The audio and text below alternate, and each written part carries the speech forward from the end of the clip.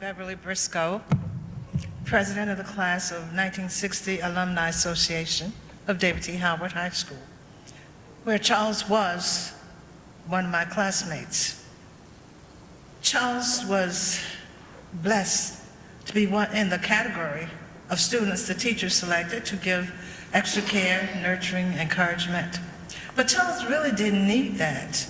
He had encouragement of his family and his natural abilities and desire to achieve. So he became the class salutatorian.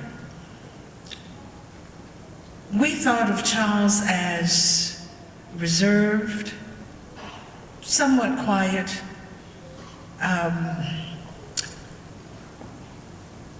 and just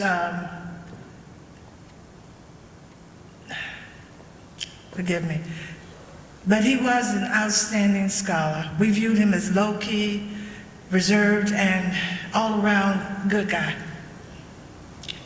We also knew he was very smart.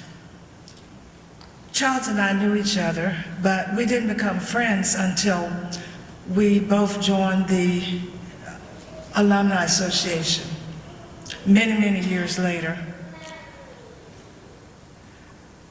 Charles was involved in so many activities, but in 2008, after my encouraging constantly, he became our class treasurer, and he was the right person for that job. Just thankful. When the historical committee of the Alumni Association asked for 2 people to become speakers to record their high school experiences, Charles was one of the persons I asked.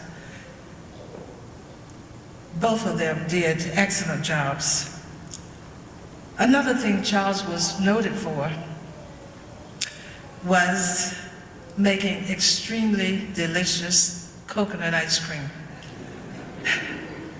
I don't know anyone who didn't enjoy that. And that is one of the things I'll miss about him. A couple of months ago, well, Charles was generous. A couple of months ago, he called me and said he had helped a few people financially and wanted to know if anyone in our class needed that, because he knew they all talked to me. Well, I didn't know of anyone, and I told him, I said, well, if they needed something, they wouldn't ask anyway. It's because we were part of that silent generation. And it was like, always just do the best you can.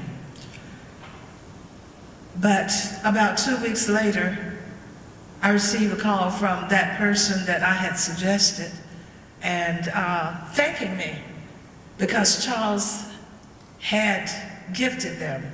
And he also let them know that I had suggested them.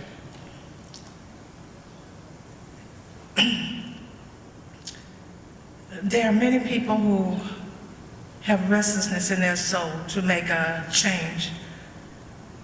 I believe Charles was one of those. In 1960, when asked to be a part of the marches and sit-ins and later the student movement, he said yes. I was the one that said no. But he didn't know then that he would become famous or later noted in history, receive millions of awards, author several books, or give speeches all over the United States. He volunteered for a cause, to serve, to make change, to make things better, for justice and equal rights. In the face of adversity, hatred, and despair, he chose resilience, love, hope, courage, and found a way to move forward, even with injuries and bouts of illness. There are many things he felt he needed to do, and he did most, if not all. Which reminds us to live fully not just survive. Part of his legacy will live on through books, documentaries, news articles, history books, and even history books. The great Scottish poet Thomas Campbell said, "To live in the hearts we leave behind is not to die," reminding us that although Charles was no longer physically with us, his spirit lives on in our hearts and memories. The greatest gift you can give a person is your time and your love. As I said to Joetta, I think she was a great mate for Charles, because most people would not be able to be what she has been or do what she has done for him. Grief is not a simple thing. It's a unique experience for each person. May all of you continue to be surrounded by God's love and be at peace.